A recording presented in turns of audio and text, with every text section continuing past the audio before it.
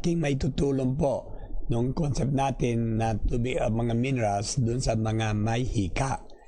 Actually, ang hika po ay isang complication ng kakulangan ng tubig sa katawan. Kasi po, kung kulang kayo sa tubig, kung mapapansin niyo po, ang baga ay isa sa mga organs na nagtatapon po ng tubig palabas sa ating katawan. Ito ay mapapansin nyo kung kayo po ay mag-exhale sa salamin, di ba mayroong moisture po dyan.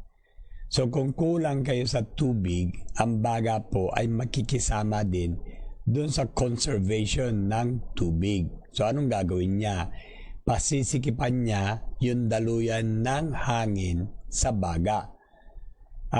Kung malit po yung daluyan, kukunting hangin ang papasok sa baga. Para paglabas, konting tubig din ang bibipin niya.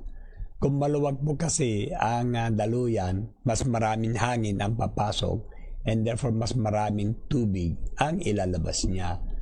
Ang role kasi ng tubig sa ating katawan, siya ay parang yung pera nyo sa pitaka nyo. Diba kung kukunti lang ang laman, as much as possible, magtitipid po kayo niyan eh. Pero kung makapal ang laman, sky is the limit sa paggagastos.